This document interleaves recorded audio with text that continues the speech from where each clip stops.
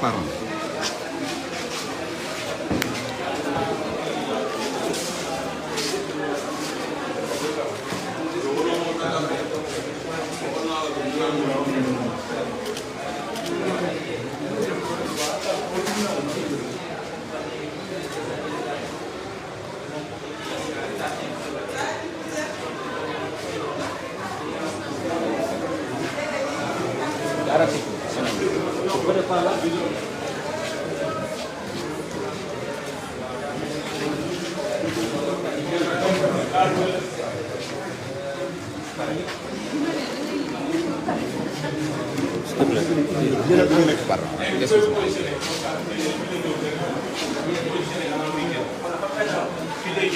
fii lay ñëw waaw da ngeen di positionné.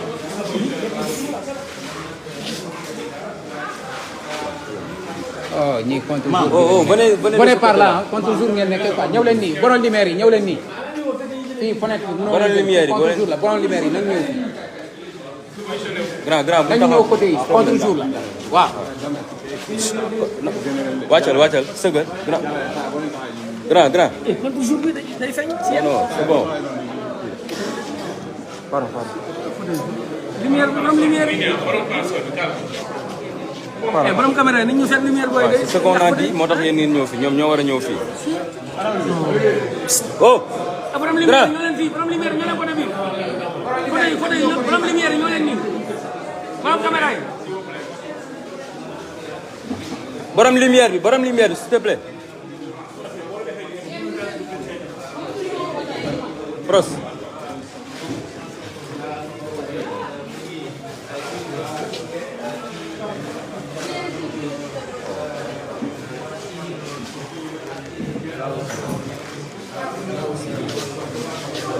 comme ni ngeen ko gisee le président Ousmane Sonko voté na ba pare.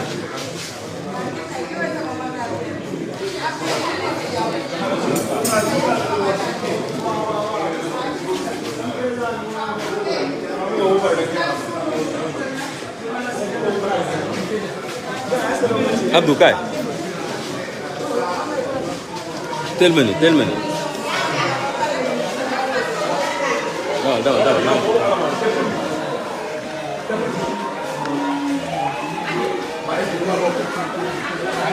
ci la bokk.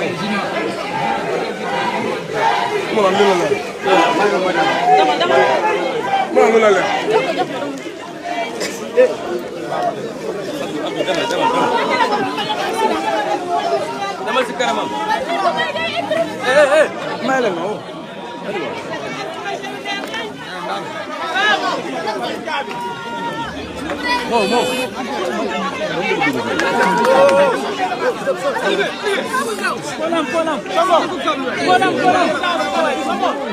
Mettez-vous en haut.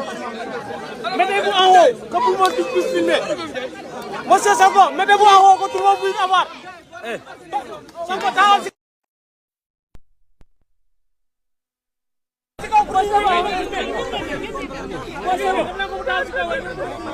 mais arrêté leen ñu def merci moo na dem ci kaw mais reculez un peu comme ça ngeen mën a jël s'il vous plaît.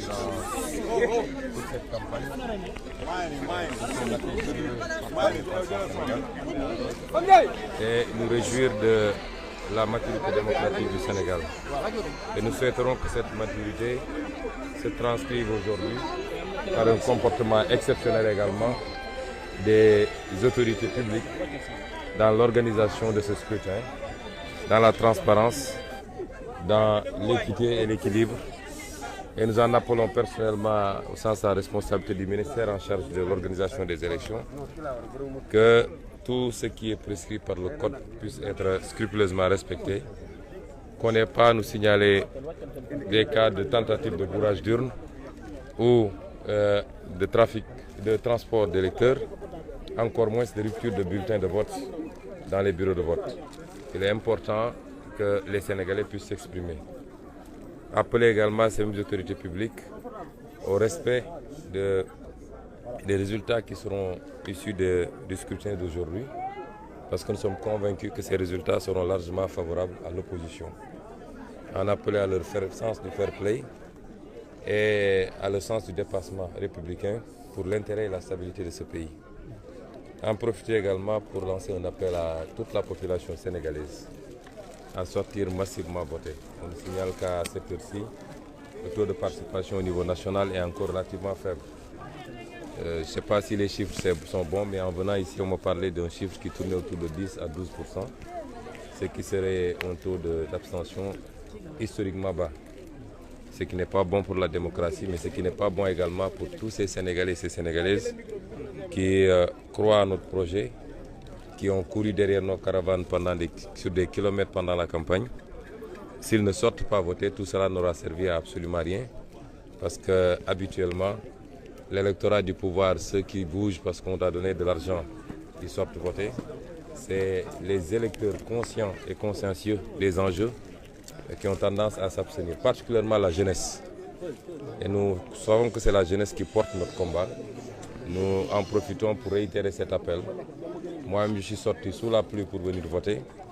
Nous pensons que qu'il pleuve ou qu'il vente, comme on l'a dit durant toute la campagne, les Sénégalais devraient sortir massivement d'ici à 18 h pour que le taux de participation puisse atteindre les 60%. Justement, ne craignez-vous pas qu'avec justement ces précipitations, ça puisse avoir un impact sur le taux de participation?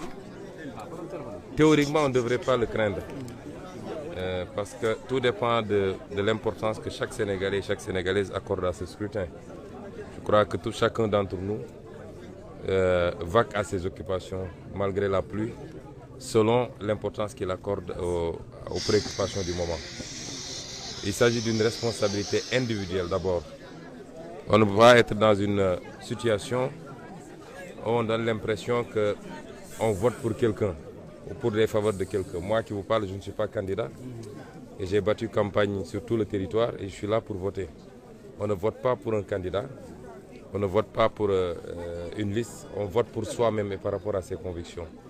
Et c'est pourquoi je dis que théoriquement, il ne devrait pas avoir à craindre que la pluie, encore qu'il ne pleuve même pas, ça c'est pas des précipitations, que cela puisse occasionner un fort taux d'abstention.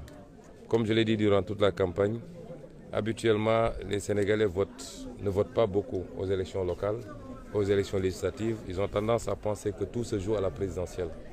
Or, l'institution la plus importante, celle qui peut justement réguler la vie démocratique, mais qui peut réguler la gouvernance publique pour éviter toutes les dérives qu'on a connues, c'est l'institution parlementaire.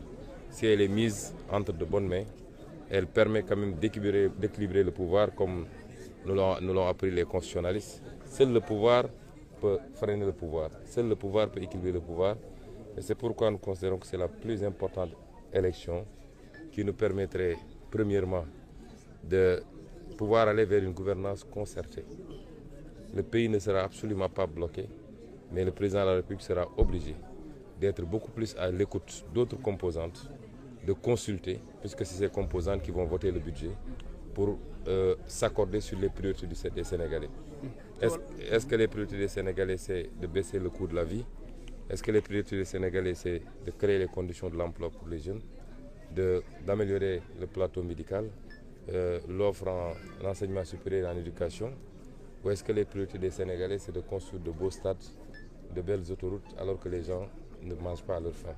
Tout cela sera débattu quand l'Assemblée nationale sera entre les mains d'une opposition compétente d'abord et responsable. Je crois que nous avons suffisamment démontré en tant que parlementaires que ce qu'on pouvait faire à l'Assemblée. Imaginez maintenant si on avait la majorité, qu'est-ce qu'on aurait fait? Des nervis signalés, vous avez cette information à Ziguinchor. On a entendu tout à l'heure Guy Marius Sagna parler de nervis. Bien, on n'a que des rumeurs, on attend de voir. De toute façon, celui qui est habitué de ces faits, nous le connaissons tous. Mais je peux vous garantir que cette fois-ci, s'il s'amuse à ce jeu, ce sera la dernière fois qu'il le fera. Sa réaction gannaaw bi nga wote?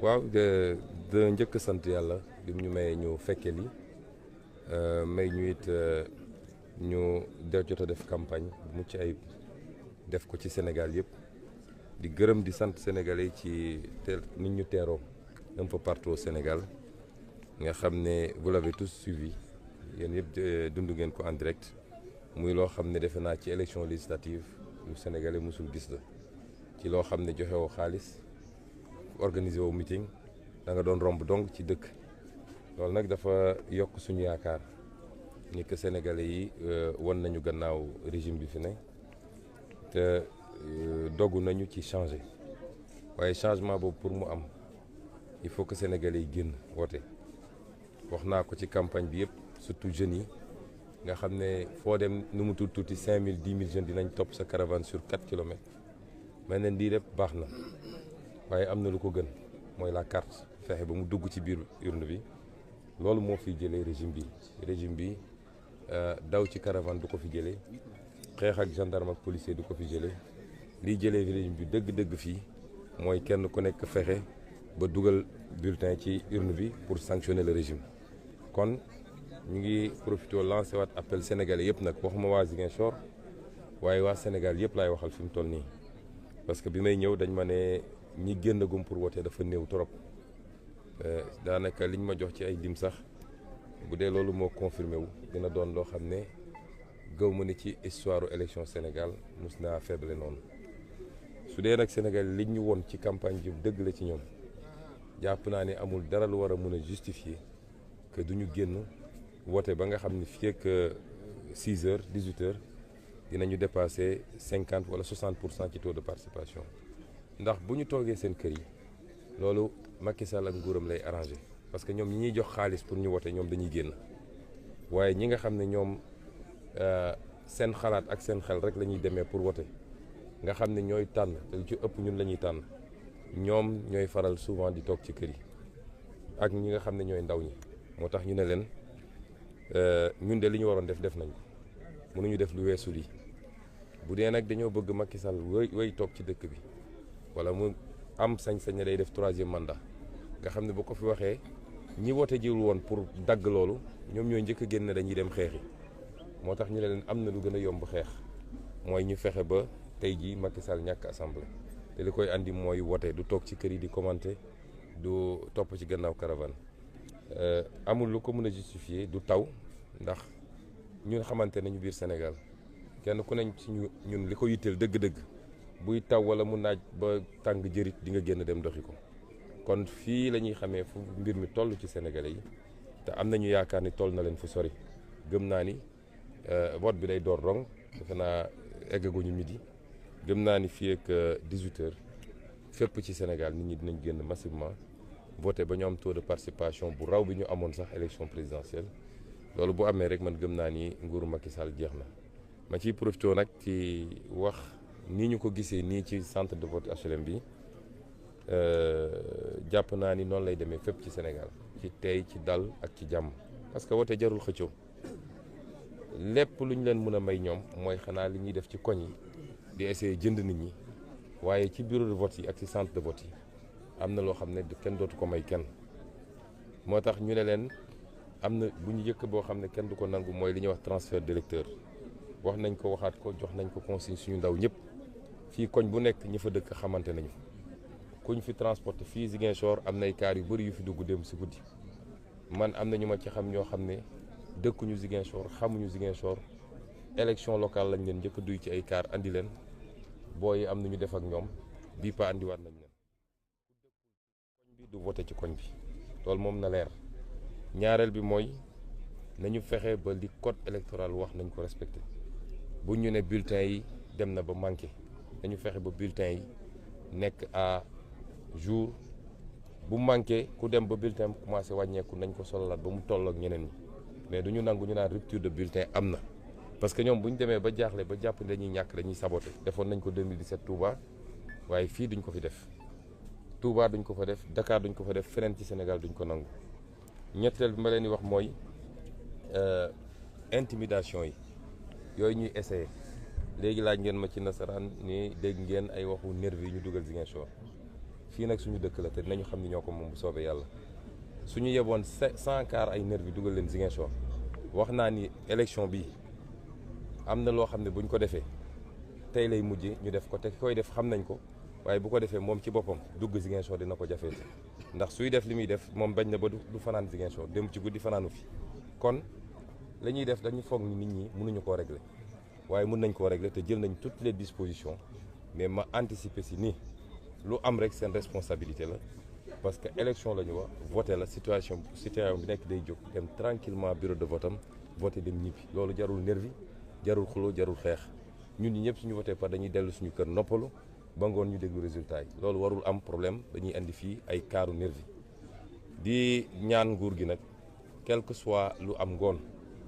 nañu accepter li nga xam ne mooy la décision des Sénégalais nañu respecter le verdict des urnes parce que sàcc élection dootuñu ko nangu Sénégal Macky Sall na ko xam 16 mois moo ko dese ci réew mi mu takk bagaasam abal ñu na respecter li nga xam ne mooy la volonté des Sénégalais je vous remercie. Voilà Ousmane Sonko Gassama moom ngeen doon